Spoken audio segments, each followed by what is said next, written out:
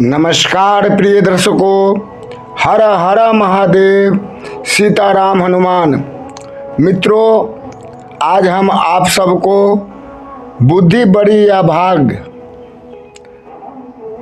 दोनों में कौन बड़ा है, ए लाइफ चेंजिंग मोटिवेशनल स्टोरी सुनाने जा रहे हैं।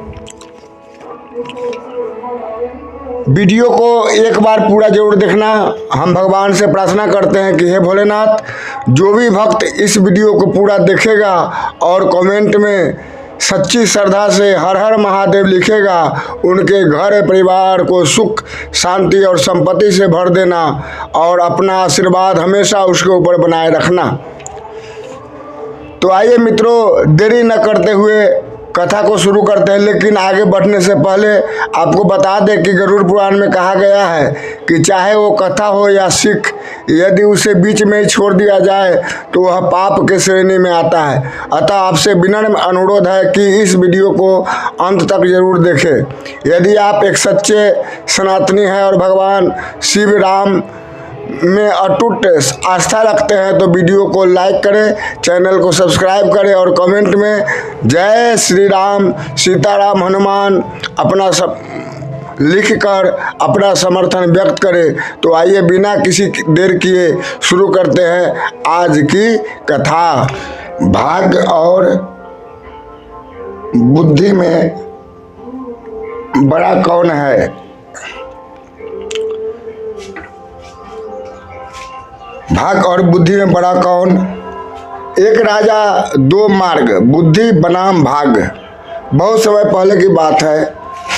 विक्रमपुर नामक एक राज्य का राजा सत्यव्रत बहुत न्यायप्रिय और ज्ञानी था।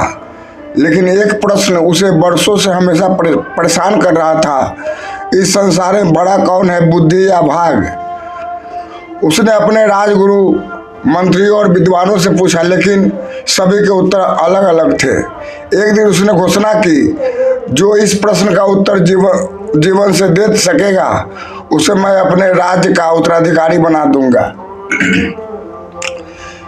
गांव का साधारण युवक, बुद्धि का मार्ग।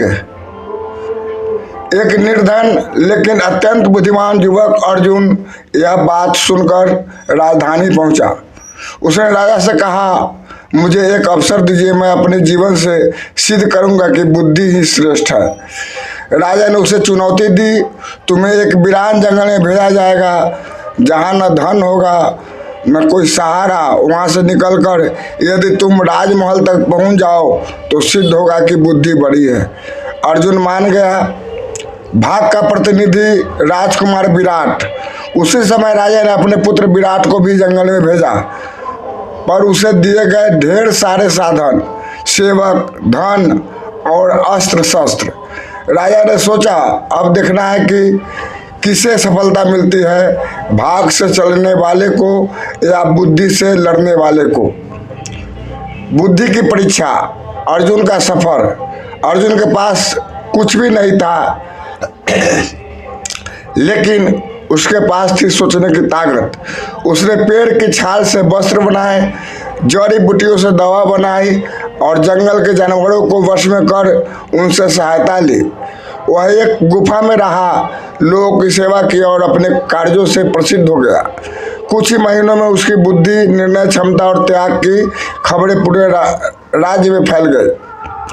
राजकुमार विराट, भाग्य का मोह। राजकुमार विराट जंगल में राजसी ठाट से रहा, लेकिन धीरे धीरे सेवक भागने लगे। धन समाप्त हो गया और वह अकेला रह गया। उसे जंगल के कठिन जीवन में तोड़ दिया।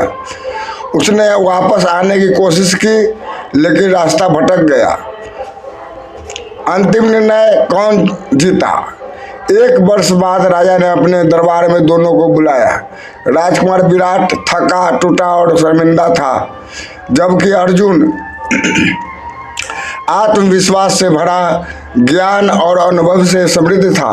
राजा ने कहा, अब मुझे उत्तर मिल गया है, जो बिना साधन के जीता, जिसने संकटों से लड़कर अपने पथ को बनाया, वही सच्चा विजेता है। इसलिए बुद्धि ही भाग से बड़ी है। बुद्धि से भाग बदला जा सकता है, लेकिन भाग से बुद्धि नहीं। भाग जन्म से मिलता है, लेकिन बुद्धि साधना से। जो सोचता है वही चलता है, और जो चलता है वही जीतता है। असली चमत्कार ईश्वर ने तुम्हारे अंदर रख दिया है, उसे जगाओ।